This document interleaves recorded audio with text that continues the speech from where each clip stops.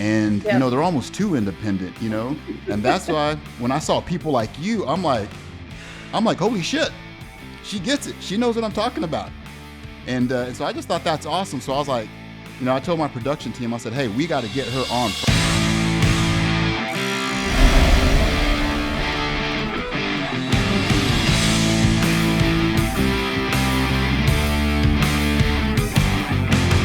Welcome back to the Pharmacy Rockstar Podcast. I am your host, Dr. Steve Rodriguez, pharmacist, certified merger and acquisition advisor, and rock and roll extraordinaire. Thank you all for being here today. Folks, not only do I have a Pharmacy Rockstar today, she is a pharmacy badass. She's on a mission to save independent pharmacies. She loves finding exciting new ways to generate revenue and profit for independent pharmacies.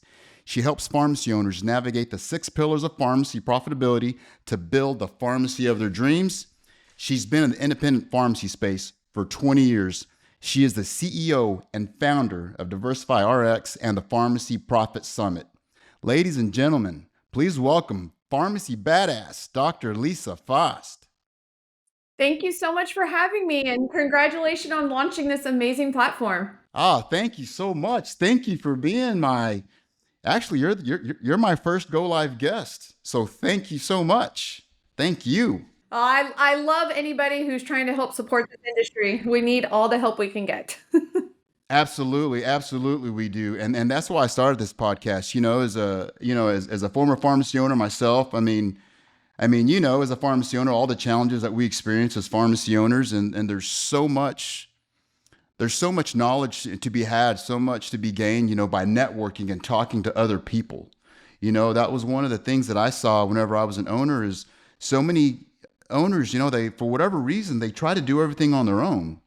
And, they're almost too independent, and that's why when I saw people like you, I'm like, holy shit, she gets it. She knows what I'm talking about. And so I just thought that's awesome. So I was like, I told my production team, I said, hey, we got to get her on first. I mean, I want her on as soon as possible. So thank you once again for being here. So, hey, let me just get right into this if I can. Hey, so tell me about yourself. What is your story? How did you become the pharmacy badass? By doing all the right things and all the wrong things in pharmacy. So I have pretty much done everything that you can do, whether it's right or wrong in pharmacy. And that's because I love trying new things. I love figuring out problems. Like that is my, when always people say like, what is your best skill? And it's like, I can problem solve my way out of anything. And so I love solving problems. And I did that in my own pharmacy when I started my first pharmacy from scratch. I'm not a legacy pharmacy person. I had nobody in pharmacy in my family. I had nobody in entrepreneurship in my family. I mean, it was completely a untraveled road. And I was one of those people. I figured it out all myself. Like I didn't have any friends. I didn't have a network of mentors. I didn't know other pharmacy owners. And so I stumbled, I fell and I excelled, and I learned very quickly the hard lessons of business and pharmacy together. And the really cool thing is I was young. I was a young whippersnapper back then. I've, when you start to do intros and it's like, let's not say over 25 years. That sounds worse. Let's just stick with over 20 years, you start to be around for a while.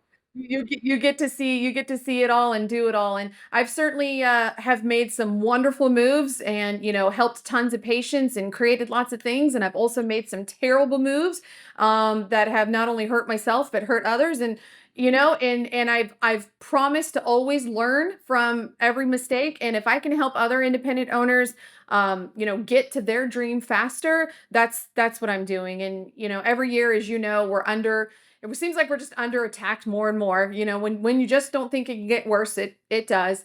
But still, this is an amazing, just niche. This is an amazing, I think independent pharmacies are a must have in communities. It's not like a nice to have, it's a must have. And we need to continue to thrive. We need to continue to be around. We need more new blood coming in to pharmacy ownership. It can't just be us old folks. I'm not a young whippersnapper anymore. We've got to get that fresh blood coming in. So I'm just passionate about independent pharmacy. Trust me, I've tried to get away. I've tried to escape the coup of, maybe working in some other industries, and I just can't. my heart is here, and it's always been here, and it will be here until I can't work anymore. So Man, that's awesome. I feel the same way. I try when I sold my store 5 years ago. I thought, well, I'll move on to something new. Started investing in real estate. Started trying other things. But it's like you said, when you're an independent pharmacist, I mean, you are what you are. You can't get away. You try to get away, but it's like the Godfather. I try to get away, but they bring me back in. And that's why I'm doing what I do. Like as a broker. I see the opportunity. All these pharmacies. I mean, I hate seeing these pharmacies close down. That doesn't have to happen. it is a knife in my heart. And you see it too often. And sometimes I don't even like want to go like on LinkedIn or whatnot. Like, God bless him, like Luke and some others that are always highlighting the closures. And it's almost like you just want to turn away. It's like a bad accident, but I absorb those and I let them all hit me. And because it hurts because it doesn't have to be that way. Yes, things are very tough in our industry. Like, you cannot sugarcoat it. And there are definitely ways to succeed and kick ass, but as I tell people, you can't run your pharmacy like it's 1999. If you were literally running your pharmacy, meaning you're buying your drugs, you're selling your drugs, you're billing your drugs, you're marketing, everything how you run your pharmacy, if you're doing it like you used to do it, that is just the surefire way to go down as quick as possible nowadays. And the world has changed, the industry has changed, and we as pharmacy owners have to change with it. And there's plenty of people that are out there killing it and slaying it and love pharmacy ownership. And I just want to bring the rest of them along, like help them and get them into that place where they love pharmacy ownership. They love what they do, and it's financially rewarding. They're leaving a legacy for their family. They're leaving a legacy in their community. So I closed my first pharmacy in 2012 when I sold it. I still have people, both patients and former employees, that will message me on Facebook multiple times a year and say, "Gosh, I was just thinking of you today and how much I miss your pharmacy." Like 12 Hmm. years later since we closed, like that's an impact on a community. And that's the kind of Right. impact that independent Yeah. pharmacies have everywhere. How does that make you feel whenever, here you are all this time later, they're still talking about you? How does that make you feel? It's bittersweet because that was obviously a very traumatic time in my life, and so it brings up, Hmm. little snippets of that PTSD. But overall, now I'm kind of through my trauma of everything that happened with selling the pharmacy, that I can appreciate it. And I let that love kind of like accept that love that I really did make a difference. Because sometimes you know how it is when you work your butt off, you try to do the best you can, and you really just kind of sometimes sit there wondering, am I making a difference? Am I impacting anybody's lives? And a lot of times you just don't know because people don't get feedback. People don't, gush about you, in general. And so when you do get those messages, I take a moment, and I've gotten more mature in my older years of just accepting that love and accepting that gratitude. Whereas before I probably didn't do that as much. And so but yeah, it's a little bittersweet, but I try to focus on the sweet part. Something you keep saying that keeps coming to mind. I mean, the fact that you're willing to admit, I mean, we've all made mistakes. If you're in business and if you haven't failed or dropped the ball or whatever you want to call it, I mean, you haven't been in business long enough. You just haven't done enough. I mean, that's just the way I see it. Yeah, I love the saying that if you haven't threatened to quit and go to work McDonald's at least twice a year, then you're not entrepreneuring Yeah. right. Like, Right. Right. Right. Right. But the thing is, the thing that you keep touching on, and the value that I think that you bring to so many entrepreneurs, there's no better teacher than experience.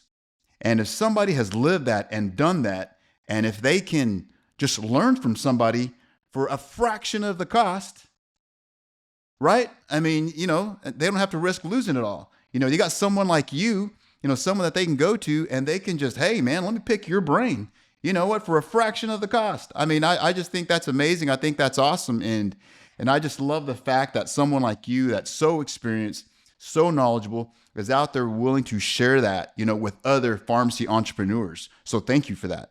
thank you. It's been hard. It's been a personal, emotional journey because we as pharmacists, we're taught to be perfect.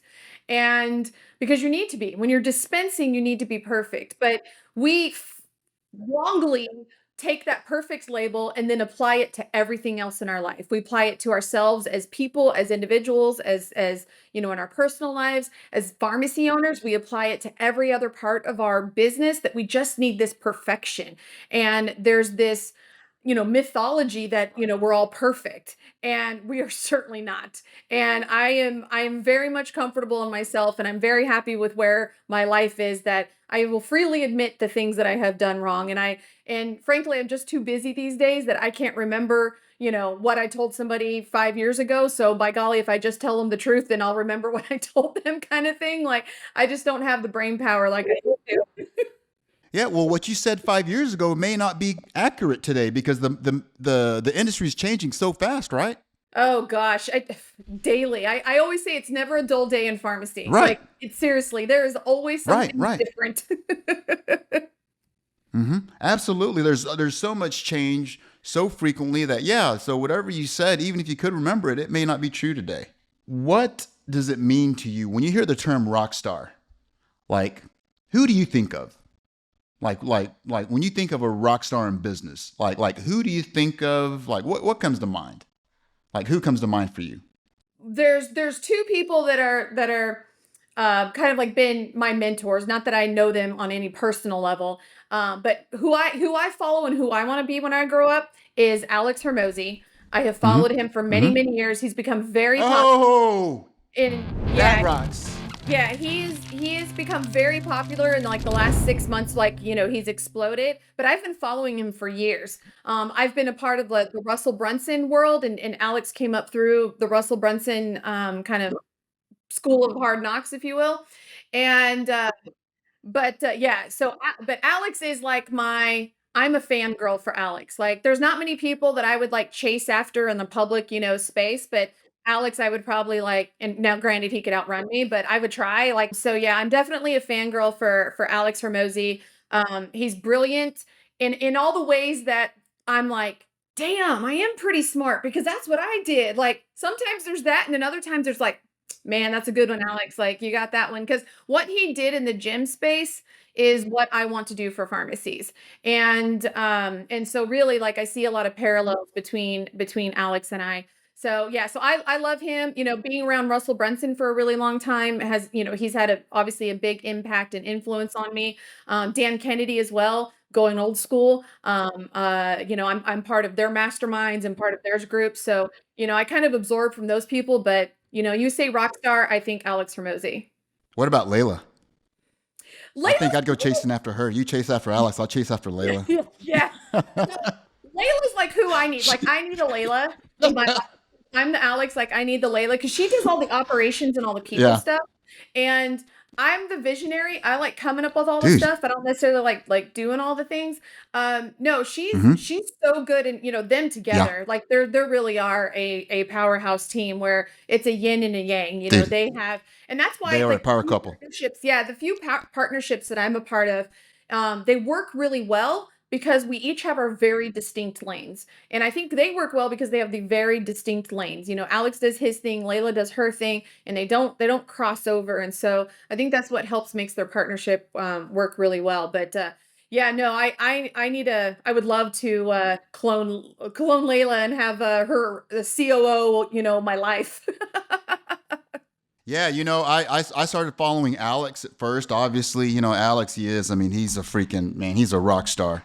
And then Layla started. I started seeing her videos start popping up on YouTube, and I started listening to her. Man, dude, she is legit. I mean, she is for real. I mean, when you hear both of their stories, the things that they've overcome, and just their mindset. I mean, some people may disagree with with the way they choose to live their lives, but I'm like, my God, man. I mean, they are a power couple. Those are two people that they are committed, they are dedicated, and man, they're kicking ass. They are who I want to be when I grow up. Not that I have quite the same aspirations that they do, in terms of like the amount of wealth they want to accumulate, but if I can mimic their impact and their ability to help others, because that's what I love the most now at this point. I mean, I'm successful, and as I always say, Mama's got to put food on the table, and I've got houses to buy because we talked about real estate a little bit. Like, I love buying houses, but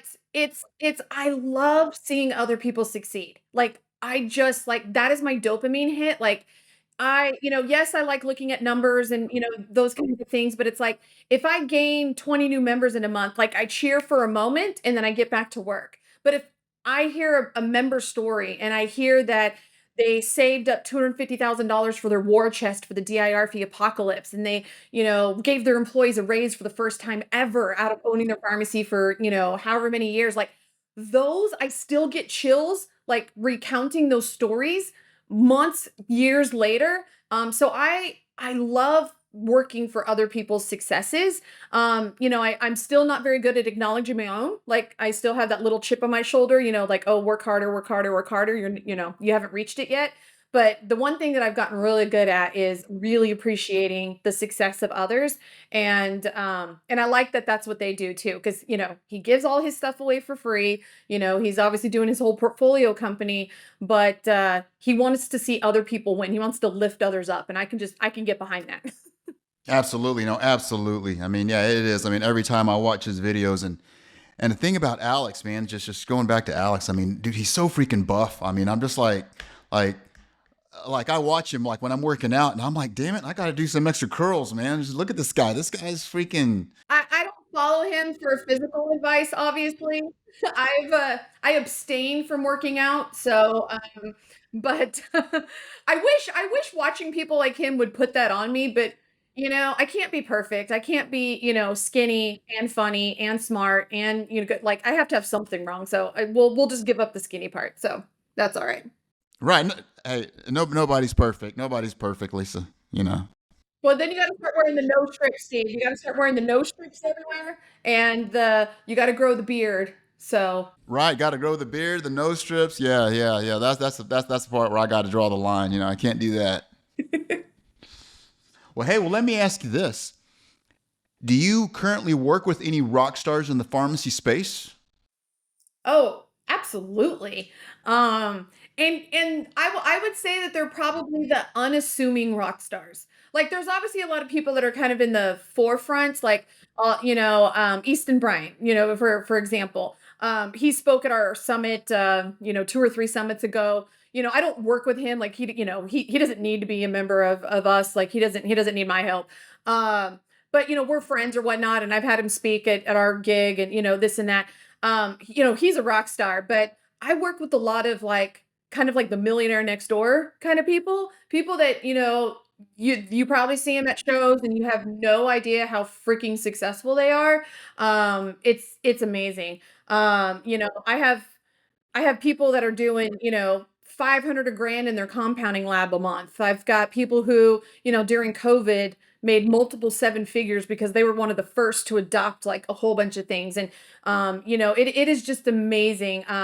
We've got a couple hundred, members inside Pharmacy Badass University. And then we have a smaller group of inner circle people that I work with one-on-one. And, they're all working on something in particular or trying to reach some new milestone. But let me tell, I mean, they are definitely rock stars. And I love working with people who get shit done. Like one of the most frustrating things for me and why I generally don't do like one-on-one coaching Yeah, is if I tell you, if we talk that about a rocks. problem and I give you a couple solutions and in 6 months we're still talking about that same problem and we're still talking about those same solutions, like nothing is more frustrating than me with that because I am a doer. I'm like, sink or swim, we're doing this, like I firmly believe that the only way through a problem is through it. You can't avoid it, you can't go around it, like you just got to go through it. And so I love if I'm going to spend one-on-one time with somebody, I want it to be with people who are going to go get it done. So I love working like with my inner circle people that the next call we're on, they've already done the 10 things that were on their to-do list. They added 5 more. And it's just like, oh, it's beautiful. And we move together really, really fast. And that's really fun. So I definitely work with some amazing rock stars. Awesome, awesome. I love to hear that. The very first pharmacy that I sold, very first client I had, this guy had been trying to sell his pharmacy. He couldn't sell it. So he emails me one day and says, "Hey, Steve, so I'm just going to close my doors down. I'm just going to close it down. You know what? I'm done. I accepted a job with another pharmacy and I'm just going to close my doors and just start that job on this day. And that was about 30 days. He had 30 days, and I'm like, man, oh my God, I can't believe this. But he got frustrated because he had tried to sell it before, but then, he contacted me and then he dumps that on me. And I'm like, well, man, what am I going to do? I'm going to get to work. So long story short, I sold his store in 30 days. I got him pretty good little payday when he was expecting to have to pay money to close his store down. Because when you close a pharmacy down, it costs money to close a store down. It just doesn't, you just don't stop bleeding. No, you bleed more cash to close the thing down. And so, he sent me a text message, it was that night. He was celebrating, we'd closed the deal. He was so happy. And he sends me his text message that says, Steve, I was most amazed at your ability to get shit done. And so whenever you said that, I like, man, that was an awesome feeling, and you love, but the thing, you love working with people like that, people that know how to get shit done, people that know how to, in my family, we have a motto, make it happen, make it happen. Nothing happens to you. It happens because of you. And so many people, I wish more people would kind of embrace that mindset. And I think that's what you're saying is that, like right now, yeah, we got DIR fees. We got declining reimbursements. We have all of these things happening in the pharmacy space. So you have two options. You can bitch and complain about PBMs, or you can get to work and do something about it. What are you going to do? Crying about it's not going to change anything. That's not going to change the reimbursement. Complaining about the PBMs, that's not going to change the reimbursement. So you got to find other ways to generate profitable revenue. Find other ways to get those scripts that make money. Provide clinical services, partner with other people such as yourself. If you don't know something, hey, it's okay. It's okay. Just acknowledge it, and move on and try to find that guidance, try to find that knowledge elsewhere. And so again, that's why I love what you're doing is that you're providing that. You have, you've experienced the highs and the lows. You've seen the good, the bad, the ugly, and you can share that with people. And there's so much value in that. I wish more people would understand and appreciate that. Well, yeah, thank you. And I think there's a handicap in our industry, not only about the perfection and that we all should be perfect, because when that bleeds over into business, nothing kills innovation and creativity like perfection.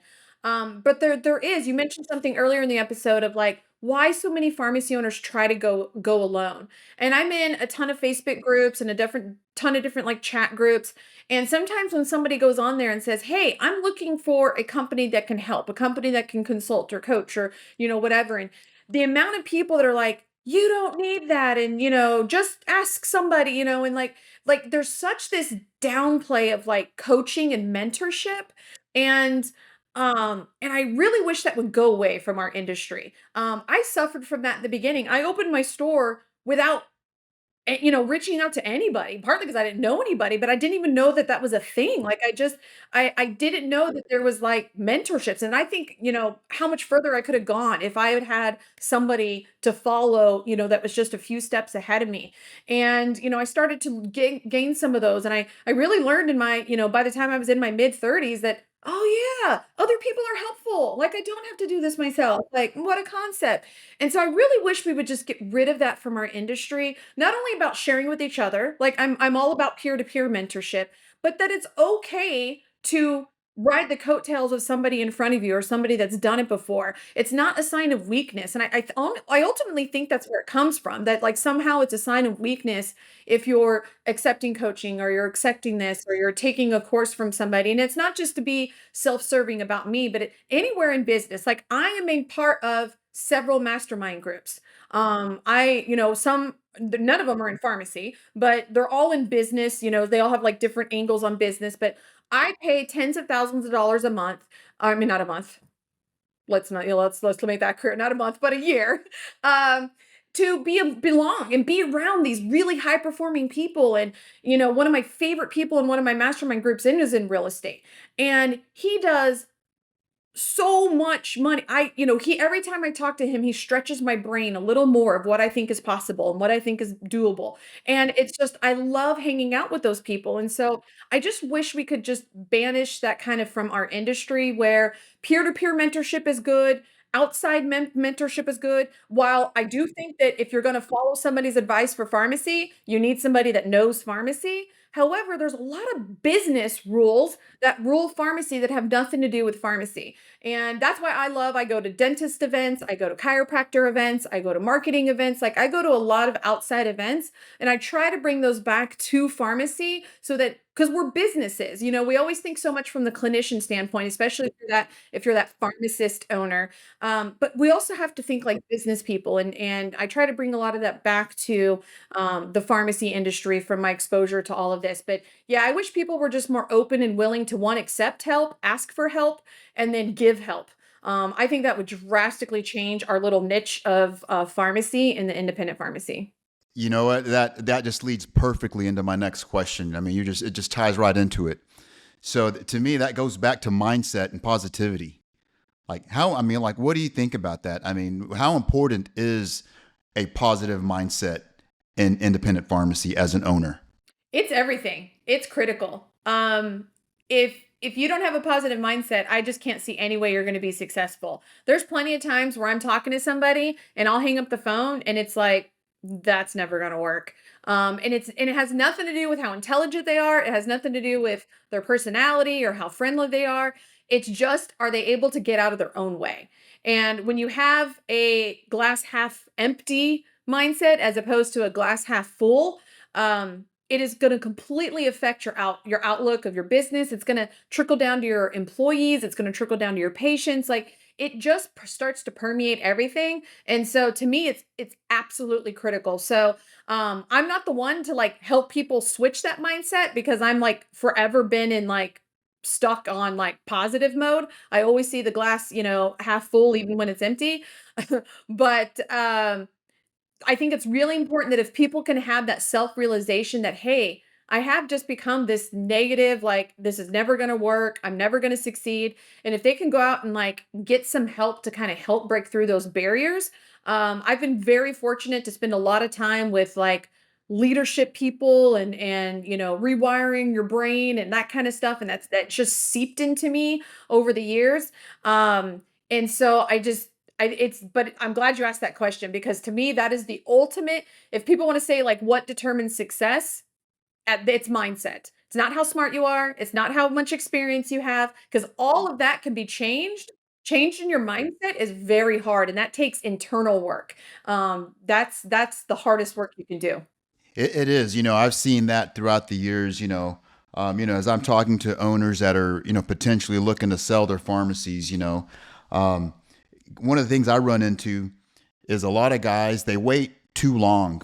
They wait until it's too late to sell their pharmacy. And by that point, the pharmacy is no longer cash flowing. Some guys might be on COD. Their employees have quit because they're fearful that they're going to lose their job. So this person, is struggling, just to keep the doors open. And then they come to me and want me to sell their pharmacy. And then when I talk to them, you just pick up, on that negative energy. And it all makes sense, right? You're like, well, no wonder, your business, is floundering. You know, everything. Like I've noticed a lot of people, they think everything is a scam. They think everything is a scam. And, whenever you have a product, when you have a service that it can change their business. It can change their life. And so yeah, so I'm with you. I totally I get that. I see it. I see it more than I would like to. And but I agree with you. I mean, I think mindset is everything. I think having a positive mindset is everything. And negativity, I mean, it can kill not just a pharmacy but any business. No, yeah, it's certainly bigger than just owning a pharmacy for sure. And to that point about scams, like that's I mean, obviously we hate scams. And they still happen and even good people, even when you do everything right, you can still fall victim to that. But I think that that place that you're talking about is when people live from a place of fear and they live from a place of scarcity.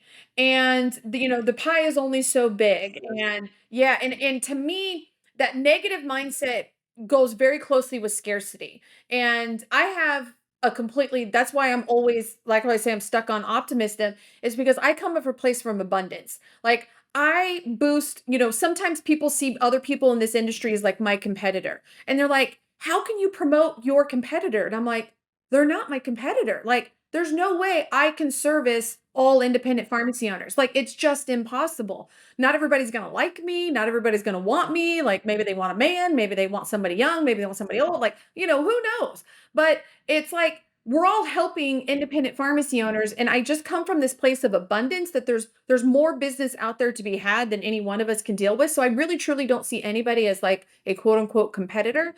But that scarcity and negativity mindset makes people put up walls. It makes people like retreat, and it makes them fearful to like step out of their comfort zone. And that's what kills your pharmacy. It becomes like a self-fulfilling prophecy.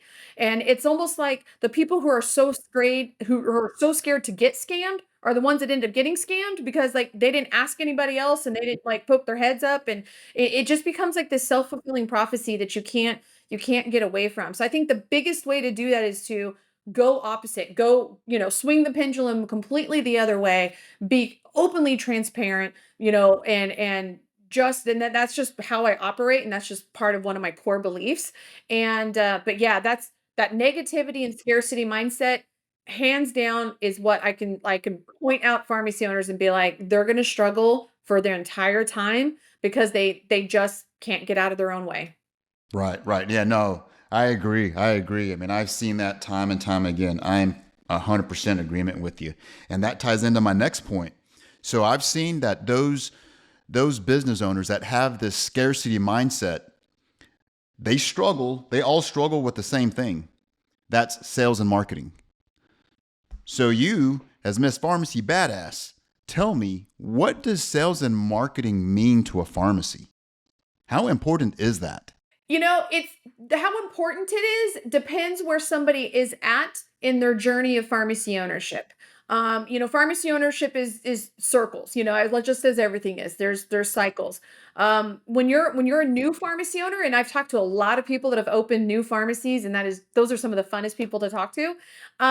Sales and marketing is life. Like you should be doing nothing else. You fill your one or two prescriptions a day, and you spend the rest of your 8 hours calling doctors, talking to people on social media. Like sales and marketing is absolute life. And then you'll get to a stage where it's like, okay, we God, have I love we that. have That enough rocks. business, we have some things, and that's when actually it can be good to pull away a little bit in terms of time and effort and energy from sales and marketing and put it into operational efficiency, into diversification. And you get those things started. And then the moment you get those things started, then you have to go back into sales and marketing to get them to grow. And so it's this constant circle that you should be working on, because if all you do is sales and marketing, chances are you're not taking care of the customers you do get, and they're leaving. And so you have this really high attrition. So then you're like, I always have to do sales and marketing because patients don't stay. But once you get the patients, you have to make sure your operations, your product, and I'm not talking about, the bottle on the shelf. I'm saying your experience and the service you provide as a pharmacy owner, you have to make sure that that product is the best it can be. People should be raving about you. Like in my original pharmacy, we had over 18 months of consecutive months where we added more than 400 new patients every month for 18 months in a row. Like, and that's Wow. because the product we Wow. That had rocks. was amazing. People loved coming to my pharmacy. And if you can't say with 100% confidence that people love coming to my pharmacy, then now is not the time for sales and marketing. Now is the time where you got to get your ducks in a row. You got to maybe train your employees. Maybe you need to hire new employees. Maybe you need to clean the carpets. Like, there's a lot of things that might be going into that. But so I think, so to answer your question, it just depends where a pharmacy's at, like in their life cycle. And the life cycle goes around, around, and around, of how much effort they should be putting into it. Now, what happens, Steve, was what I see is people just ignore it.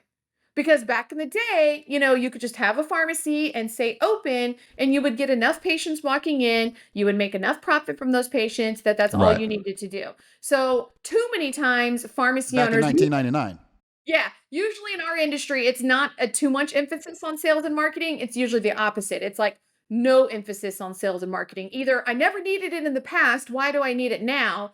Or they tried something once and it didn't work, and they're like, oh, marketing doesn't work. Sales doesn't work. I sent that one email one time, and nobody, like, I didn't have the mad dash rush of 100 people coming in. And so they had this misconception that you can just do sporadic sales and marketing and somehow that's going to be effective, when nothing can be further from the truth. The most important part of sales and marketing is the word consistency. You can have crappy sales and marketing, but if you are consistently showing up, it will eventually work. Your grit and perseverance, you eventually will succeed. No, you're totally right. There's after I sold my store, that was probably the number one thing that I invested in myself. I invested into going to masterminds, going to seminars, learning all I can about sales and marketing. And looking back, I'm not saying I wouldn't have sold my pharmacy. It just would have been different, because if I knew then what I know now about sales and marketing, it's a complete game changer. Going back to the whole mindset thing, I have a much different mindset now than I did back then. And so, no, you're 150%, correct on sales and marketing. And I love the way you said sales and marketing is life. That rocks. That was pretty cool. Because I agree. As pharmacists, we're taught about patient care. We're taught about the perfection that you're talking about. We're taught all these things, but we're not taught sales and marketing. In fact, it's No. not just pharmacists, but a lot of small business owners. They don't realize the importance of sales and marketing. So it's not just pharmacists. And I think there's a little bit in the white coat industry, where sales and marketing is looked down upon. The one place, the one niche in the white coat industry that is the opposite of that is chiropractors. Chiropractors are actually taught how to like sell in chiropractic school, which is amazing, which is why they can sell people, $10,000 wellness packages, and pharmacies can't even sell a $150 PGX test. Is there's a vast difference there. Chiropractors embrace sales and marketing, whereas just about everybody else in the white coast industry, it's almost looked like down upon. Like you shouldn't have to market yourself. If you're just, the best clinician, the best doctor, the best dentist, like they will just come and find you, which obviously is, doesn't work in the real world. And but yeah, I think there's like this stigma with it. And that's where I've always, way back in the days, like you educate people and you invite them to partake. If they say no, it's not no to you, it's no to the thing. And if you ask them enough times, they'll eventually say yes. But it's like, I love the, like, you educate and you invite them. Like you tell them, tell them why this is important, and you ask them to partake, and it's up to them to say yes or no. And like that's how I teach my employees. That's how, we go out into the world. That's how, quote unquote, I do sales and diversify, is I just educate people what we have and we invite them to partake. If they say no, it's not no to me, it's no to the program, and that's okay. And but yeah, the white coat industry, pharmacists in particular, just because pharmacists tend to be a little more maybe introverted than the typical white coat professional, it's an area we struggle with very, very much. Right, right. No, I've seen that as well. I've seen that. Well, let me ask you this. Kind of ties into the mindset thing, the sales and marketing.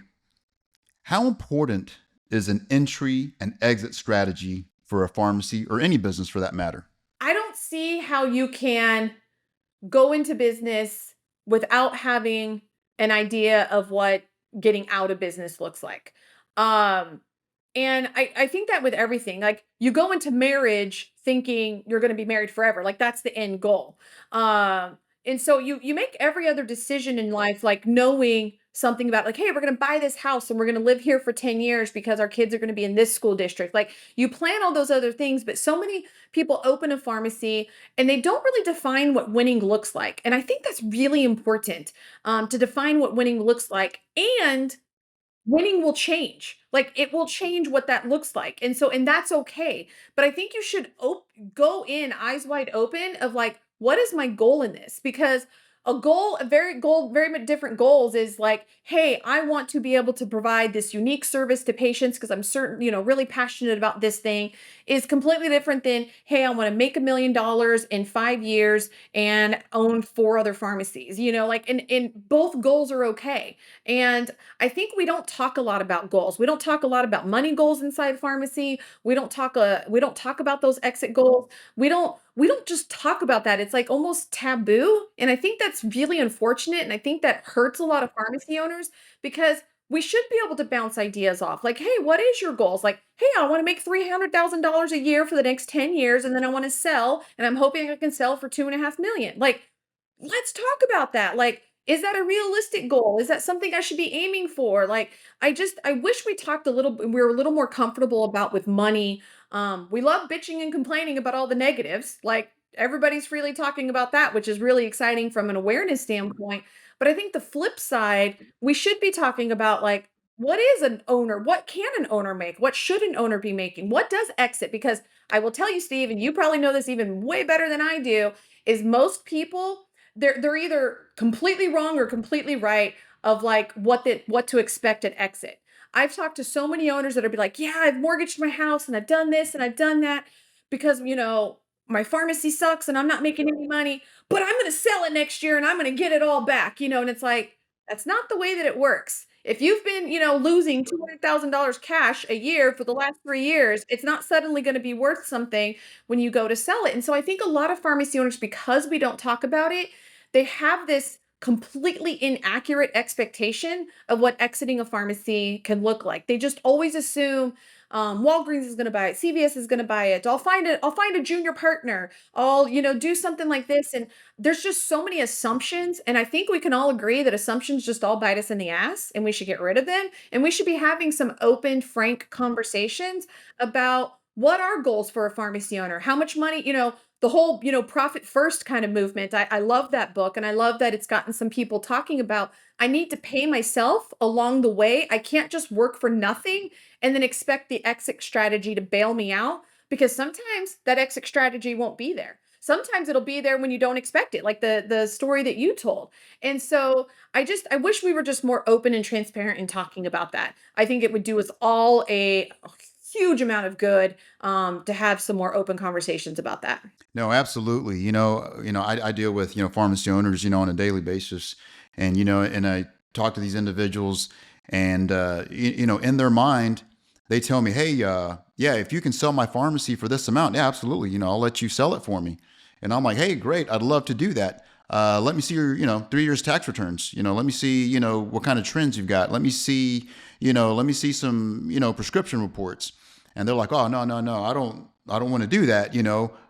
All I know is that I need to sell my store for this amount of money. And I'm like, well, that's not the way it works.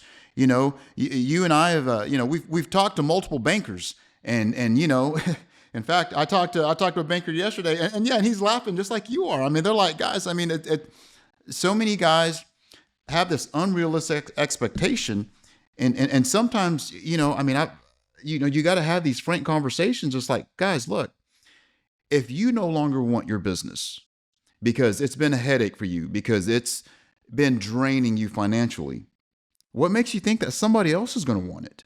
I mean, and it's just a harsh reality, and I get it, I mean, a lot of guys, I mean, where do you think that comes from, Lisa? I mean, why do Yeah. pharmacists It think that comes way? from a place What do that you think that? it pharmacists are smart people, they're good people, and they know nothing about financials. They know nothing about finance, in general. And it's not an intelligence thing. It's just that I don't have experience with this thing. And they just don't Right. understand numbers. We I weren't mean, taught that. Yeah. I would say at least twice a month, I get somebody emailing me saying, hey, I heard you buy pharmacies. Would you be interested in buying mine? And I say, well, give me an overview. Like, what's your pharmacy doing? And undoubtedly, 9 times out of 10, these people are like, well, here's I've lost $60,000 last year and I lost $80,000 the year before. And I lost, $10,000 the year before that. And I'm like, great. your multiple is negative. Like your pharmacy is worth inventory and assets only. Like, and I've tried to be very nice in explaining that to them. They have no clue because they see top line revenue, and that's where pharmacy is a tough industry because we have these big top line revenues. You see 5, 6, 7, $8 million a year, and they're like, yeah, but our net, our sliver of the pie is so small. And if you mess up somewhere in there, it can wipe it, as you know. And so I think it just becomes we don't under so many pharmacists don't understand finance. They don't understand financials. They don't understand how valuations work. They just kind of hear tidbits from stories, and they just assume that that's going to apply to them. And it's just how most people don't know how to plan for retirement. Most people have no idea, how to do those things. And so it's pharmacists are just the same subset of the general population. You have some pharmacists that really love finance, that really get into the numbers and understand it. And then you have, the majority of the population that doesn't know how to create a budget, doesn't know how to live within a budget, and doesn't know how to save for the future. And that exact same, I think, spread of knowledge when it comes to finance exists for pharmacies. Just because they're smart people doesn't make them exempt from not understanding like that critical part. And so honestly, I think that's what it is. And if we really wanted to get on a soapbox, I think that goes back to our schooling. We don't teach, all of this stuff in school. Even in postgraduate degree programs, we don't teach this in school. And so you have all these really smart people that are making some very big financial mistakes. Yeah, no, I agree with you. I mean, I got very little uh, finance training in school. I mean, I knew that I was going to be a pharmacy owner, so I took all the electives, and I did have some, some professors that were had some good business experience. But overall, though, no, you're right. I mean, the pharmacy schools, I really, well, just education in general, I think, they need to spend more teaching our kids, even in high school, middle school, even elementary, teaching them basic things about money and finance. I think that would really help everyone. No, absolutely. And so you do have these pharmacy owners that just make incorrect assumptions.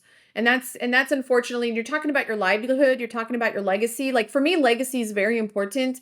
What leaves after behind. I got 4 kids, and so I always think in terms of legacy. And I think it's very unfortunate that a lot of them f- incorrectly assume they're going to be able to leave a legacy, and then it's very heartbreaking when they find out that, that may not be the case. So tell me about your company. What does Diversify RX do? What can they offer to help these pharmacy entrepreneurs, whether they're aspiring owners, whether they're current owners, whether they're pharmacy students, pharmacists, technicians, I mean, even non-pharmacy professionals. What does Diversify RX offer, to help them? Right. So we try to educate on like that business side of pharmacy. Almost like the business school for pharmacy owners, because I really do focus on the business side. Our number one focus, especially right now with the DAR apocalypse, is improving cash flow. And if we just talked about pharmacy owners not understanding finances and financials, they certainly don't understand cash flow. And it's only through those mistakes that I talked about earlier. I've learned them through, having to learn them. And so really the focus is, so I always recommend people always start with free stuff. Like I am not here to take a dollar from anybody until you have already learned from me. So we put out tons of free content. We have our own podcast, we have our YouTube channel, we have a weekly email that people have said you should be charging for this, but we put it out for free. You can sign up for our weekly email. So go consume some free stuff first. Like I always say, start there. And then what we do inside Pharmacy Badass University, which is our membership, is we really teach the principles of let's get your cash flow strong first. Like that's always the focus first. Like let's give you some breathing room because so many pharmacy owners are drowning. And when you're drowning, all you care about is your next breath. You're not thinking long term. You're not thinking like, oh, is this decision better or is this decision better? You're just thinking, I need one more breath. And so we always focus on giving that cash flow a boost and strengthening that cash flow. Once your cash flow is quote unquote a little healthier, then you can start to focus on profit and diversification and those kinds of things. But we have a success path that we take pharmacy owners through, which is boost the cash flow with some quick wins, solidify the foundation, the health of your pharmacy with the critical KPIs. There's three critical KPIs that must be green if you want a successful pharmacy. And even successful pharmacy owners still struggle with those. Like one of my inner circle members yesterday, my call with him was all about the payroll ratio, his payroll expenses. He is a whiz at inventory. He's a whiz at profitability. This guy can like print money, but when it comes to controlling payroll, he just fails. And so the foundations are for everybody who's starting, or even if you have a super successful pharmacy, you've got to make sure those are green. Once those are green, I always tell people you have a cash flowing, profitable pharmacy. Like your pharmacy is strong, it's healthy. Now it's time to go diversify. Everybody wants the new sexy revenue, and nobody loves new sexy revenue more than me. Like, I love new revenue streams, but there is no point in getting the sprinkles on the cake or painting the house that's on fire if your foundation isn't strong. So you have to make that strong foundation first. Then you get to go off and do all the fun things of creating new revenue streams. And so ultimately, that's the success path that we take people through in Pharmacy Badass University. We teach them those core principles. We teach them all those things you didn't learn. We teach them very specific pharmacy tactics. A lot of what, there's a combination of what we teach, Steve, and you mentioned it earlier, is that not just pharmacy people, but we teach business. Like there's just some things that are the same in business. When you own a small business, there's just some things that are the same. Like business is business. But we always filter it through the pharmacy experience. And so that's why sometimes like I get a little irked. Like I have no problem with competition and people coming out, but I always get irked when I see somebody new in the pharmacy space and I kind of look up their history and it's like they know nothing about pharmacy and they're coming in just from some other business field and now they're trying to apply those principles to pharmacies. And I've talked with some of these people. I'm like, if you tell pharmacies to do what you're telling them to do, you are going to put them out of business because we are a different type of business. We are very unique in terms of like the PBMs and billing and all those kinds of things. And so, um, we always filter that general business knowledge through the pharmacy lens. And so I think that's what really makes us unique and different. I'm a serial entrepreneur. I've owned lots of businesses outside of pharmacies. I own pharmacies too. And so I bring in all that general business, but I always put it through that pharmacy filter because if it's not going to work for pharmacies, then I'm not going to tell you about it. Like, what's the point? And so, really, but that's where it is. So right now it's shoring up cash flow, improve your profitability, and then go diversify into the things that you're passionate about or the things that you want to go after. And it's really that simple. But obviously, it's a lot of hard work of everything in between there. Man, I mean, that was let me ask you this. So how can my audience find you? I mean, how can they find you and your services? Learn more about Pharmacy Badass University and all the great products and services that you have to offer. Yeah, the best place is just go to our main website, DiversifyRX.com. From there, we link to all of our free resources. You can check out and download resources. We have a bunch of free downloads. You can check out membership if that interests you. We also put on our annual Pharmacy Profit Summit. So we try to put on as much content and put out information in there that will help you. And kind of the way that I put it is always consume the free stuff first. Watch my YouTube channel, read our blogs. That may be all you need. You never need to have a conversation with me. You never even need to pay me a penny, which is a-okay in my book. But there's other people who need the help, and it's okay to need the help. And the way that we designed Pharmacy Badass University is to be really flexible. Pharmacy, we talked about this several times. Things change in pharmacy on a daily basis. What was, okay today may not be okay tomorrow or vice versa. And so we made membership very flexible so you can come in and out. You can get help when you need. You can go up in membership. You can go down in membership because I know it changes and I know it can't be something that's consistent, but we always want to be able to meet you where you're at and what you need and to be able to help you. And I just love seeing people succeed and that's what makes me tick. So that's what we try to do every day. Awesome. Well, hey, look, what can I do to help you? How can I help you grow? What can I do to help you? Thank you for asking that. I always like to say I can't help somebody if they don't know I exist. So it's all about sharing, sharing the free content. You see a blog and you're like, dang, that was a good one. Like, let's share that blog then. So for me, it's about awareness. help somebody learn a new tactic or increase their cash flow if they don't even know that they're supposed to, listen to me or that I'm out there. And so to me, it's all about awareness and sharing of free information. And people always say, "Oh, is it okay if I share your stuff?" Like, yes, like share, share, share, share. Like I cannot help the entire pharmacy industry myself, and I'm fully aware of that. And so it's going to take an army, it's going to take a village. And so the more we can all just share the valuable information that's out there, I think that's ultimately what's going to benefit pharmacy owners, and then it'll come back and be able to benefit me. Awesome. Awesome. Well, I'm definitely gonna be sharing all your material, all your content. I'm gonna be sharing our this episode, with the world. So with the World Wide Web. So yeah, that's definitely my intention is to share. Well, Lisa, well, let me ask you this before we wrap up. The name of this podcast is the Pharmacy Rockstar Podcast. So I can't let you go without you telling me, who is your favorite musical rock star? Do you have one? I mean, you got a story there? You got something you can share with my audience about who your favorite musician rock star might be? You can have more than one. It kind of depends. If you ask the Lisa now, it's Imagine Dragons. I absolutely love Imagine Dragons. Nice. Whatever emotion I'm Nice. They feeling, rock. there is a song from Imagine Dragons that like pumps you. And the thing that I think I love most about Imagine Dragons, especially being where I'm at in my life now, is most of their songs are not about love and, breakups and hookups. It's just about like getting out in life and like owning life. And like those are my pump up songs. So I love Imagine Dragons because I can listen to them and it's like, it pumps me up. So they are definitely, that is who I listen to the most on Spotify. I'd be surprised if I wasn't the number one Imagine Dragons listener because that's like what I just put on constant replay. But yeah, and I've seen them live. We saw them in Oh, California. that rocks. That's awesome. California. And man, it was a great show. That was a fantastic show. Um, Nice.